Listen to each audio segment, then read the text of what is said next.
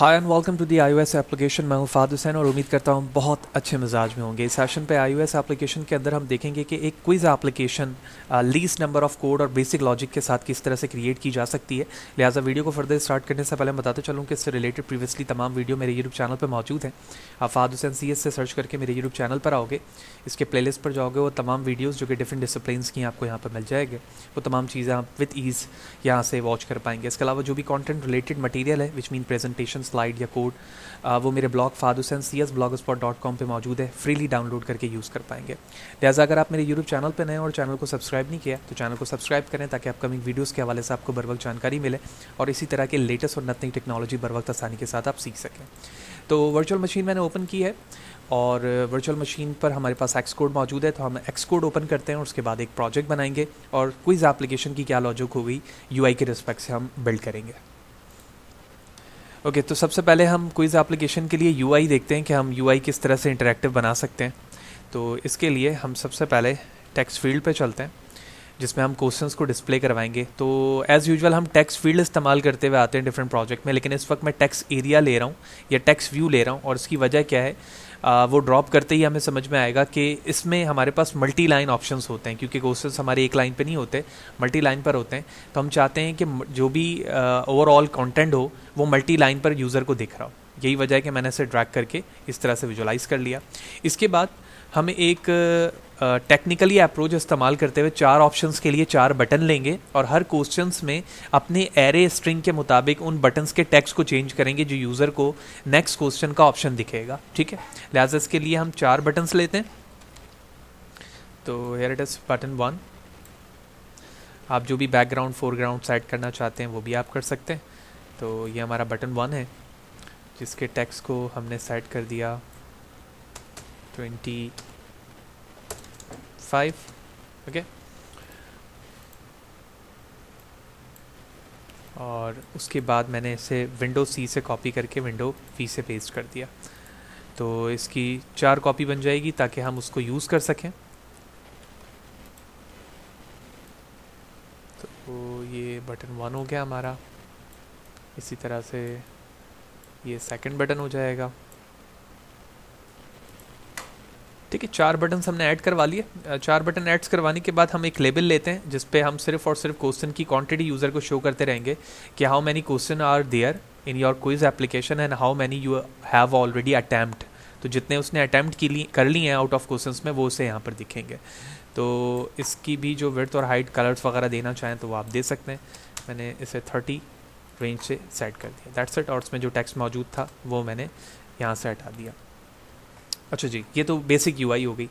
अब थोड़ा सा हमें यहाँ पर ऑप्शनल लॉजिक इस्तेमाल करनी है कि ये वो UI है जिस पे यूज़र मल्टीपल क्वेश्चंस को अटैम्प्ट करेगा लॉजिकली, और उसके बाद हमें एक और व्यू ऐड करवाएंगे जहाँ पर सैग रिलेशनशिप को इस्तेमाल करते हुए यानी आइडेंटिफायर को सैग के वहाँ पर उसका आउटपुट डिस्प्ले करवाएंगे कि कितने क्वेश्चंस में से उसने कितने राइट आंसर्स सेलेक्ट किए हैं।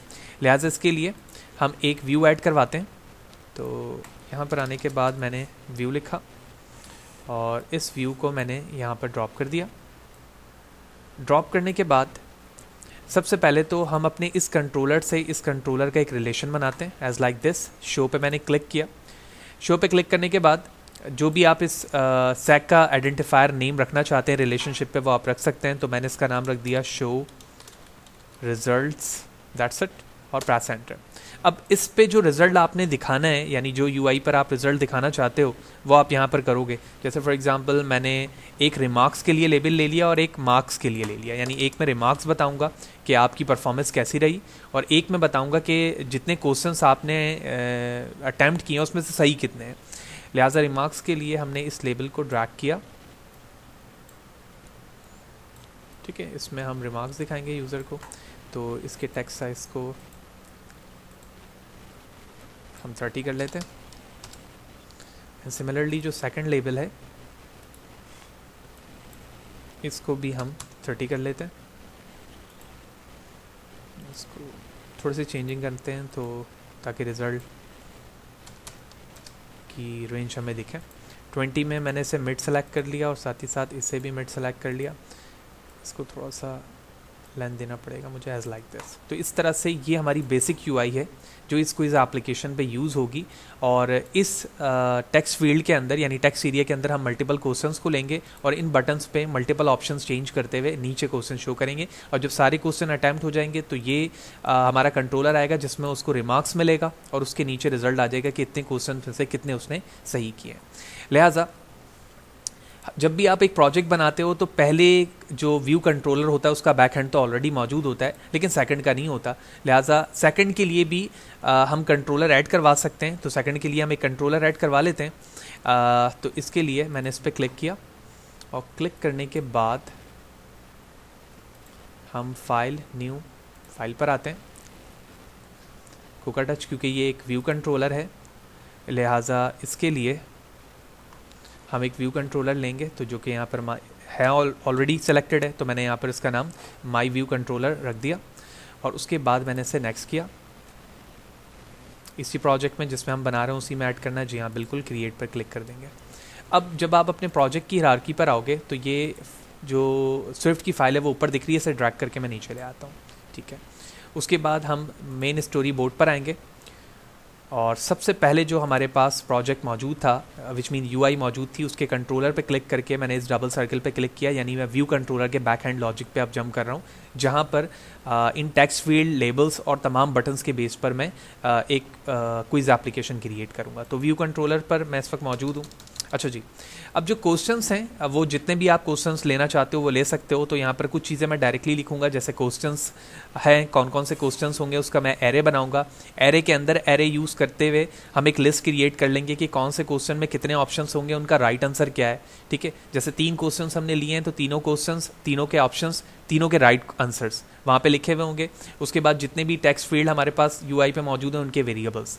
तो इसके लिए हम डायरेक्टली यहाँ पर क्वेश्चंस कॉल कर लेते हैं। ओके, तो सबसे पहले कुछ अंडरस्टैंडिंग लॉजिकल वे है। एक स्ट्रक्चर मैंने बनाया है क्वेश्चंस के नाम से, जिसमें आप देख रहे हैं क्वेश्चन आंसर्स और इसी तरह से करेक्ट आंसर इंटीजर मौजूद है। या जाहिर सी बात है क्वेश्चन स्ट्रिंग में होगा, आंसर भी स्ट्रिंग में होंगे उसके, लेकिन करेक्ट आंसर यहाँ इंटीजर लिया गया है क्योंकि वो नंबर्स वे पे होंगे इंडेक्सिंग के।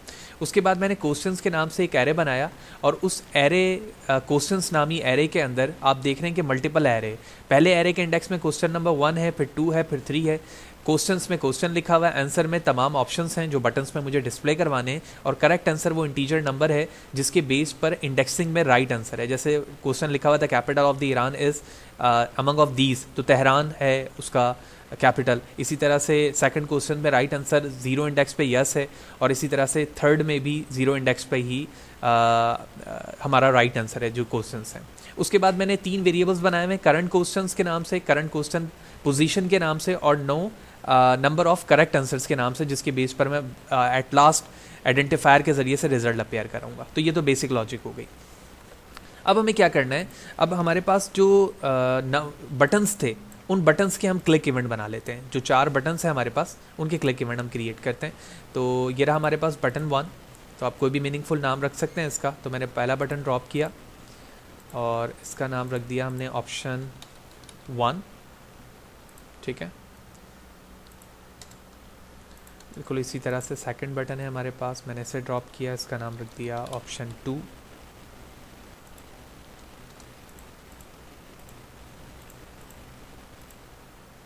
and then option 3.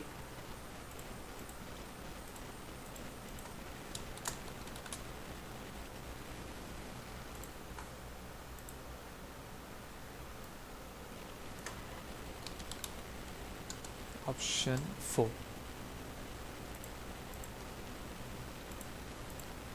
That's it.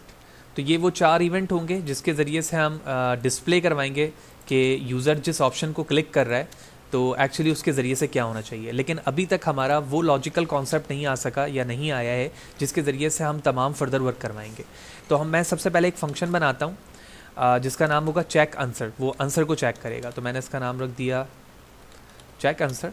इसमें एक पैरामीटर होगा IDX जिसका डेटा टाइप इंटीजर होगा, और इसकी ज़िम्मेदारी ये होगी कि ये पैरामीटर के ज़रिए से देखेगा कि करंट क्वेश्चन जिसमें यूज़र मौजूद है उसमें जो ऑप्शन यूज़र लगा रहा है वो सही लगा रहा है या नहीं लगा रहा है, वो एरे में मौजूद है हमारे उसके करेक्ट ऑप्शन। तो मैंने कहा if IDX is equal to ठीक है, करेक्ट क्वेश्चन डॉट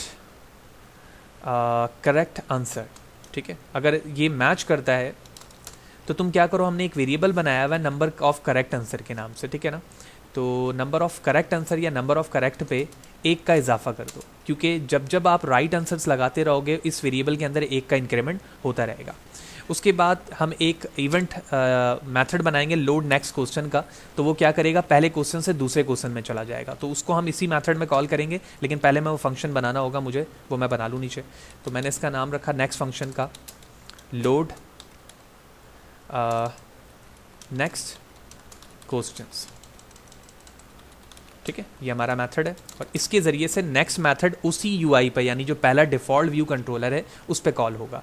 तो मैं इस मेथड पे काम करने से पहले वाले में इसे कॉल भी करूँगा, क्योंकि इसी के ज़रिए से नेक्स्ट क्वेश्चन में वो करेक्ट आंसर को इसमें ऐड करता जाएगा। ठीक है, अब नेक्स्ट क्वेश्चन आएगा कैसे, उसकी लॉजिक हमें बतानी है। तो सबसे पहले मैंने कहा इफ़ करंट क्वेश्चन, जो भी आपका करंट क्वेश्चन है उसकी पोजीशन, तो करंट क्वेश्चन की पोजीशन लेने के लिए हमें एक वेरिएबल बनाना होगा जो करंट वेरिएबल की पोजीशन को गेट करे। तो इसके लिए तो if current question position +1 is less than question dot count. तो अगर ये ऐसा मैच करता है, इसका मतलब ये हुआ कि अगर करंट क्वेश्चन जो पोजीशन है वो 0 पे है, यानी पहले पर आप मौजूद हैं, तो ये क्या करेगा, उस पहले में से एक का इंक्रीमेंट कर देगा। जब एक का इंक्रीमेंट करेगा तो मैं एरे इंडेक्स के 0 से 1 पर आ जाऊंगा, यानी अगर ये पहला क्वेश्चन पहले आ रहा था तो उस इंक्रीमेंट की वजह से ये सेकंड क्वेश्चन आने लग जाएगा, और इसी स्टेप से हमें अब मूव करवाना है। तो अगर ऐसा होता है, यानी 0 इंडेक्स पे यूज़र मौजूद था और उसने इंक्रीज़ करने की कोशिश की है, तो जो वेरिएबल है करंट क्वेश्चन उसमें एक का इजाफा कर दो। तो ये जो करंट क्वेश्चन पोजीशन है, मैं इसे यूज़ करता हूँ और इसमें एक का इजाफा कर देता हूँ। जब मैंने इसमें एक का इजाफा किया तो करंट पोजीशन 0 से क्या हो गई, 1 हो गई। तो अब जो करंट क्वेश्चन होगा हमारा, यानी करंट क्वेश्चन वो बन जाएगा जो क्वेश्चंस करंट का पैरामीटर होगा। तो मैंने यहाँ पे लिखा current question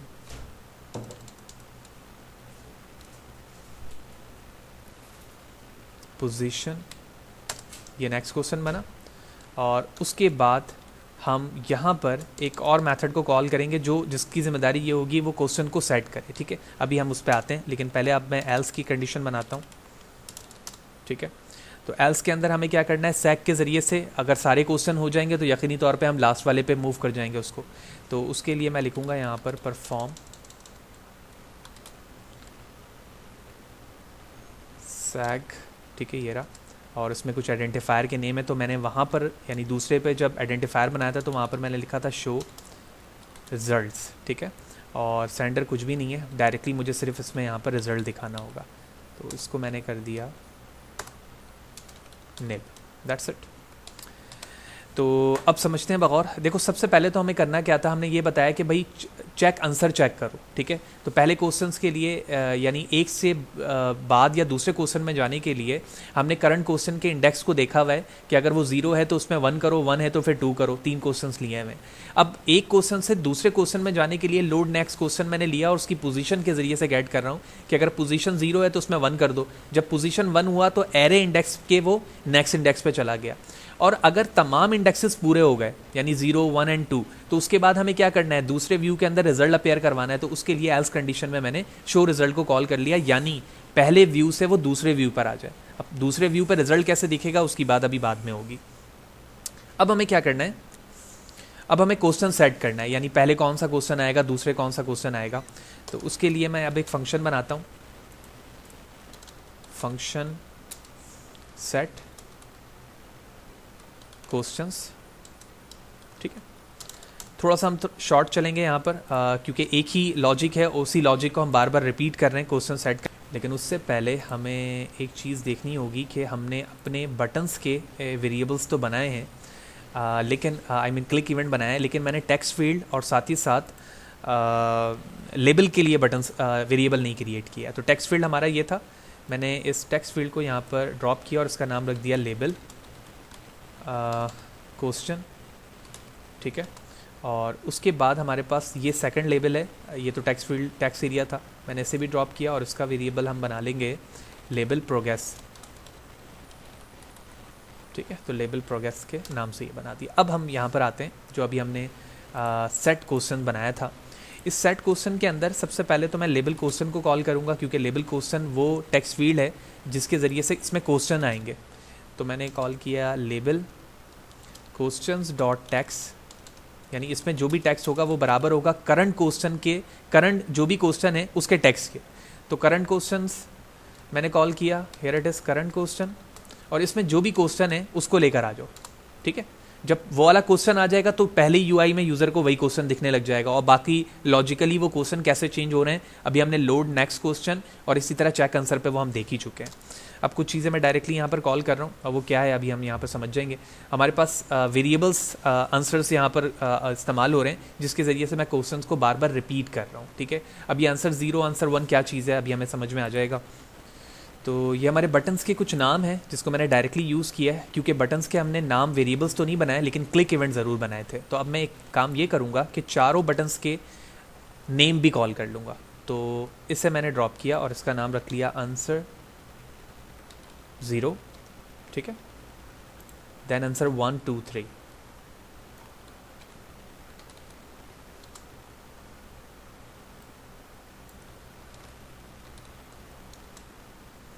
and then finally answer 3. That's it.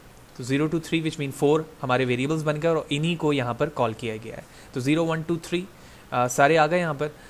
चौथे के नाम में ANS, ठीक है, थोड़ी सी स्पेलिंग ANSWER, ठीक है, बिल्कुल सही है, सारे एरर हमारे रिजॉल्व हो गए।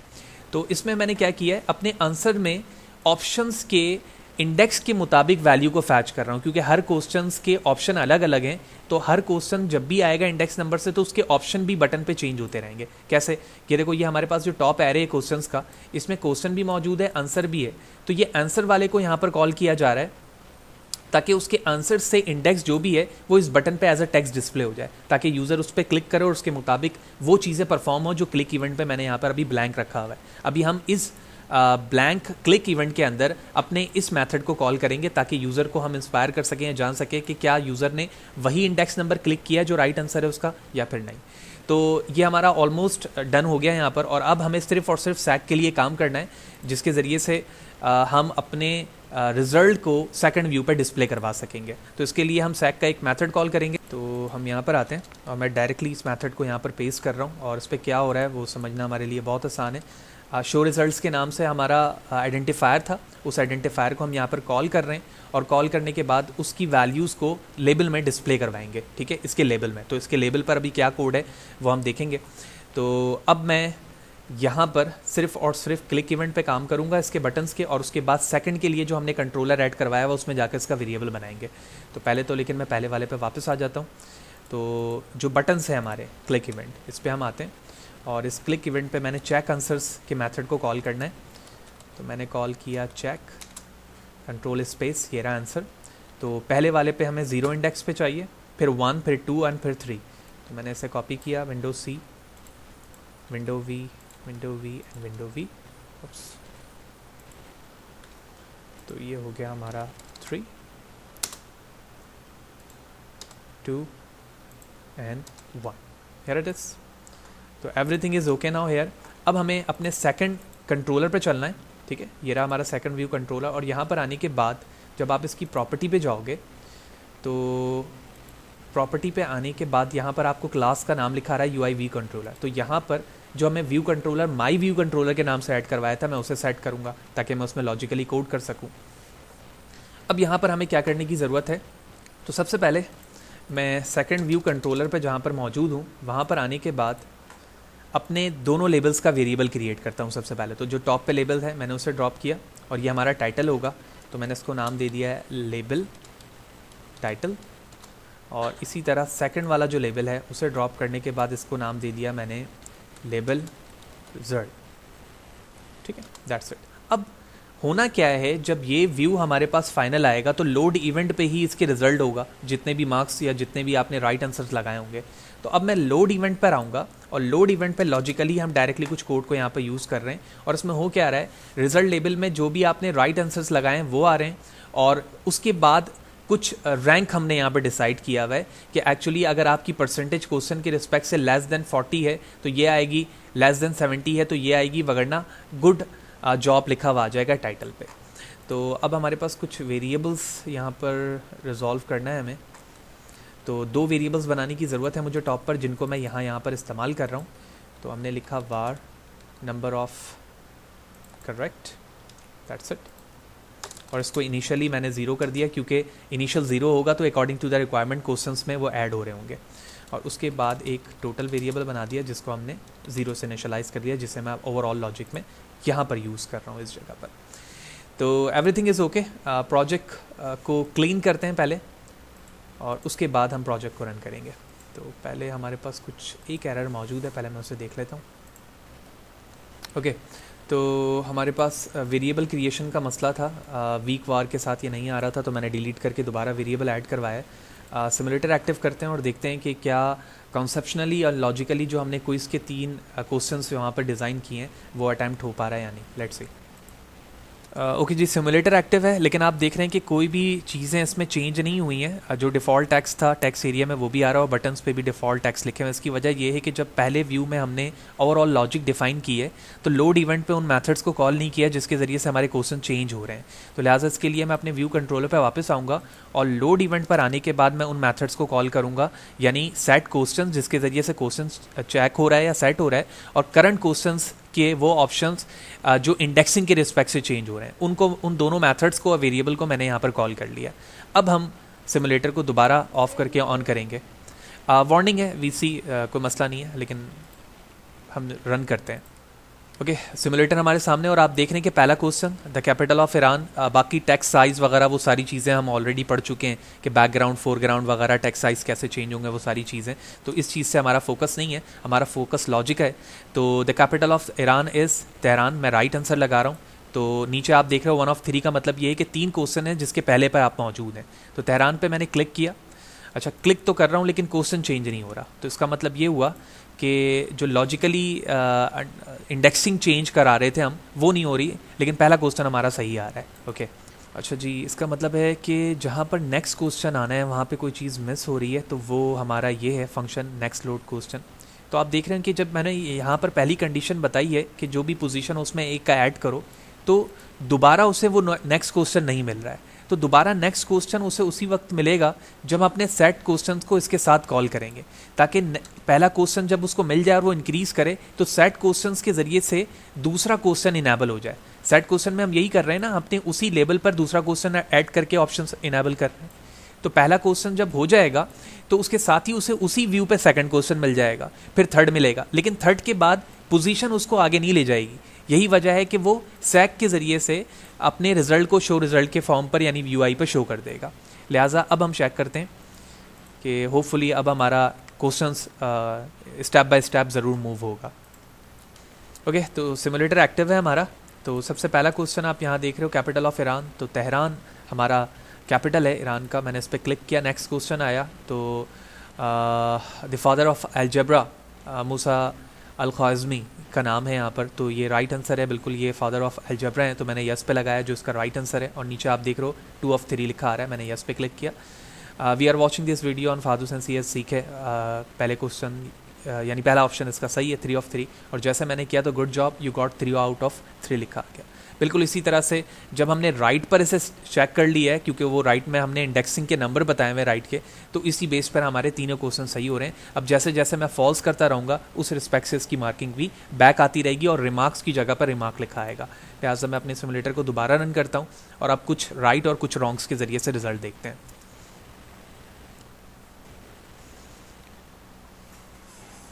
ओके, तो फर्स्ट मैंने रॉन्ग लगाया, सेकंड को यस किया और इससे मैंने सही किया। तो आप देख रहे हैं कि मैंने 1 सही किया आउट ऑफ 3, तो नॉट गुड रिमार्क्स पे लिखा है। तो ये ओवरऑल लॉजिक थी कि हम एक स्मार्ट वे पर लॉजिक या क्विज वे पर एप्लीकेशन किस तरह से क्रिएट कर सकते हैं बाय यूजिंग एरे। तो एरे में जितने क्वेश्चंस आप डालना चाहते हैं वहाँ डालेंगे, और ओवरऑल लॉजिक हमारी 3 फंक्शंस पर बेस कर रही है। सबसे पहला हमने फंक्शन बनाया था चेक आंसर, जो आंसर को चेक करेगी और नेक्स्ट क्वेश्चन को मूव करेगी। नेक्स्ट क्वेश्चन की जिम्मेदारी ये है कि वो पोजीशन के रिस्पेक्ट से आगे लेके जाएगी, और उसमें सेट क्वेश्चन हम इसलिए कॉल कर रहे हैं क्योंकि सेट क्वेश्चन में हम अपनी यूआई पे बता रहे हैं कि टेक्स्ट फील्ड और जो आंसर्स के बटन्स हैं उसमें ऑप्शंस किस तरह से इनेबल होंगे।